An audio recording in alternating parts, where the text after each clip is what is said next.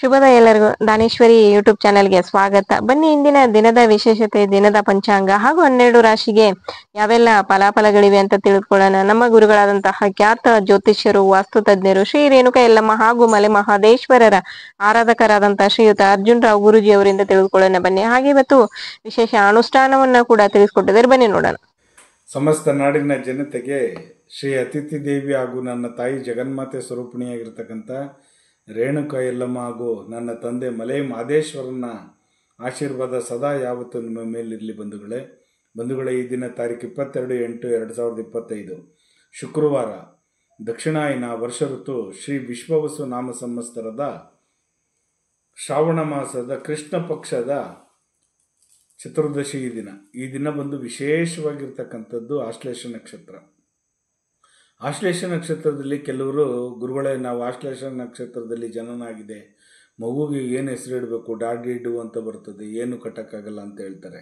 ಆದರೂ ಕೂಡ ಏನು ತೊಂದರೆ ಇಲ್ಲ. ಆ ರಾಶಿಯಲ್ಲಿ 3 ನಕ್ಷತ್ರಗಳು ಬರ್ತವೆ. ಒಂದು ಪುನರ್ವಸು ನಕ್ಷತ್ರ, ಒಂದು ಪುಷ್ಯ ನಕ್ಷತ್ರ, ಒಂದು ಆಶ್ಲೇಷ ನಕ್ಷತ್ರ. ನೀವು ಪುನರ್ವಸು ನಕ್ಷತ್ರದಲ್ಲಿ ಕಟ್ಕೊಳ್ಳಿ, ಅದಾಗಿಲ್ವಾ ಪುಷ್ಯ ನಕ್ಷತ್ರದಲ್ಲಿ ಕಟ್ಕೊಳ್ಳಿ, ತೊಂದರೆ ಏನಿಲ್ಲ. ರಾಶಿ ಒಂದೇ ಇರಲಿ. ಬೇರೆ ರಾಶಿಗೆ ಹೋಯ್ತು ಅಂದರೆ ರಾಶ್ಯಾಧಿಪತಿ ಬೇರೆ ಆಗ್ತಾನೆ. ಹಾಗಾಗಿ ಆ ರಾಶಿಲಿ, ಕಟಕ ರಾಶಿಲಿ ಪುಷ್ಯ ನಕ್ಷತ್ರದಲ್ಲಿ ಹಾ, ಈ, ಹೇ ಅಂತ ಬರುತ್ತೆ, ಈ ಅಂತ ಬರುತ್ತೆ. ಯಾವ್ದಾರ ಒಂದು ಕಟ್ಕೊಳ್ಳಿ, ಒಳ್ಳೆಯದಾಗಲಿ ನಿಮಗೆ. ಶುಭ ಕಾಲ ಬಂದು 9ರಿಂದ 10:30ವರೆಗೂ, ಮತ್ತು ಮಧ್ಯಾಹ್ನ 12ರಿಂದ 1:30ವರೆಗೂ ಒಳ್ಳೆ ಶುಭ ಕಾಲವಿದೆ.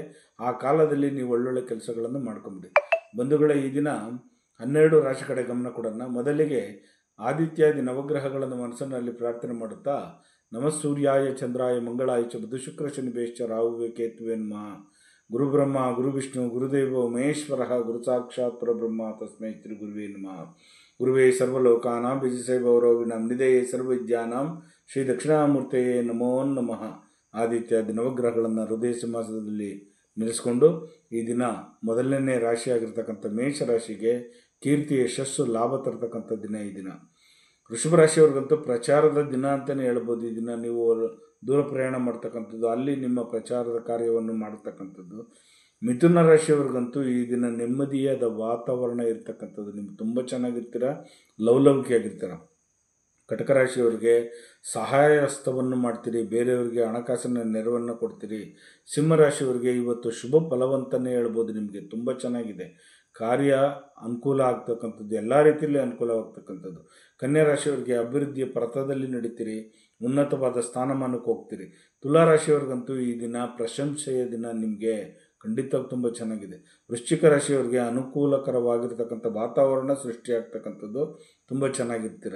ಧನುಷು ರಾಶಿಯವ್ರಿಗಂತೂ ಸ್ವಲ್ಪ ಮಟ್ಟಿಗೆ ಚಿಂತೆ ಕಾಡ್ತಕ್ಕಂಥದ್ದು, ಯೋಚನೆ ಜಾಸ್ತಿ ಆಗ್ತಕ್ಕಂಥದ್ದು ನಿಮಗೆ. ಮಕರ ರಾಶಿಯವರಿಗೆ ಒಳ್ಳೊಳ್ಳೆ ಸ್ನೇಹಿತರುಗಳು ಸಿಗ್ತಾರೆ, ಒಳ್ಳೊಳ್ಳೆ ಬಂಧು ಬಾಂಧವರು ನಿಮಗೆ ಪರಿಚಯ ಆಗ್ತಾರೆ, ತುಂಬ ಚೆನ್ನಾಗಿದೆ. ಕುಂಭರಾಶಿಯವ್ರಿಗಂತೂ ಈ ದಿನ ಸ್ವಲ್ಪ ಮಟ್ಟಿಗೆ ದುಃಖಕರವಾಗಿರ್ತಕ್ಕಂಥ ವಾತಾವರಣ ಸೃಷ್ಟಿಯಾಗ್ತಕ್ಕಂಥದ್ದು.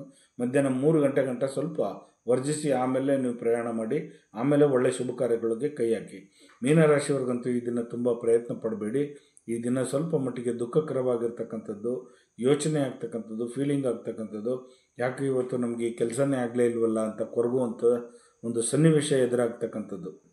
ಬಂಧುಗಳೇ, ನಿಮಗೆ ಈ ರೀತಿ 12 ರಾಶಿಗಳಿಗೆ ಫಲಾಫಲಗಳುಂಟು. ಜಗನ್ಮಾತೆ ಸ್ವರೂಪಿಣಿಯಾಗಿರ್ತಕ್ಕಂಥ ರೇಣುಕಾ ಯಲ್ಲಮ್ಮ ಹಾಗೂ ಮಲೆ ಮಹದೇಶ್ವರ ಸ್ವಾಮಿ ನಿಮ್ಮ ಜೀವನದಲ್ಲಿ ಸುಖ, ಶಾಂತಿ, ನೆಮ್ಮದಿ, ಆರೋಗ್ಯ, ಭಾಗ್ಯ ಎಲ್ಲವನ್ನು ಕೊಟ್ಟು ಕಾಪಾಡಲಿ.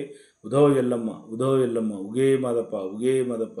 ಬಂಧುಗಳೇ, ಹೀಗೆ ಇವತ್ತು ನನ್ನ ತಾಯಿಯ ಮಂಗಳವಾರ, ಮಹಾಲಕ್ಷ್ಮಿಯ ವಾರ ಆಗಿರೋದ್ರಿಂದ ನನ್ನ ತಾಯಿಯ ಹೃದಯ ಸಿಂಹಾಸನದಲ್ಲಿ ಇರಿಸ್ಕೊಂಡು ಒಂದೇ ಒಂದು ಅನುಷ್ಠಾನವನ್ನು ತಿಳಿಸ್ಕೊಡ್ತೀನಿ. ಖಂಡಿತವಾಗಿ ನೀವು ಮಾಡ್ಕೊಂಡು ಹೋಗಿ.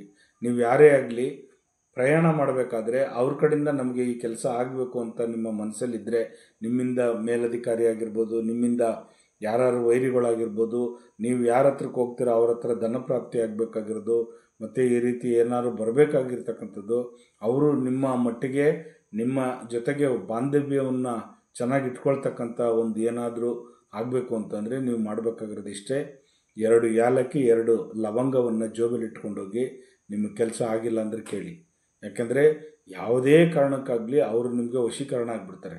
ಅಲ್ಲಿ ಇನ್ನೊಂದು ಮನೆಯಿಂದ ನೀವು ಹೊರಟಂಥ ಕಾಲಕ್ಕೆ 2 ಲವಂಗ 2 ಏಲಕ್ಕಿಯನ್ನು ಇಟ್ಕೊಂಡು, 1 ಲವಂಗವನ್ನು ಬಾಯಲ್ಲಿ ಇಟ್ಕೊಳ್ಳಿ, ದವಡೆಯಲ್ಲಿ ಇಟ್ಕೊಂಡಿರಿ.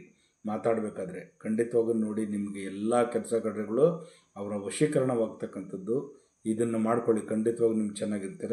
ನಿಮಗೆಲ್ಲರಿಗೂ ಒಳ್ಳೆಯದಾಗಲಿ. ಲೋಕ ಸಮಸ್ತ ಸುಖಿನೋ ಭವಂತು, ಸನ್ಮಂಗಳಾನಿ ಭವಂತು. ಸರ್ವೇ ಜನ ಸುಖಿನೋ ಭವಂತು, ಸನ್ಮಂಗಳಾನಿ ಭವಂತು. ಒಳ್ಳೆಯದಾಗಲಿ. ದಿನೇ ದಿನೇ ಒಂದೊಂದು ಅನುಷ್ಠಾನವನ್ನು ತಿಳಿಸ್ಕೊಡ್ತೀನಿ.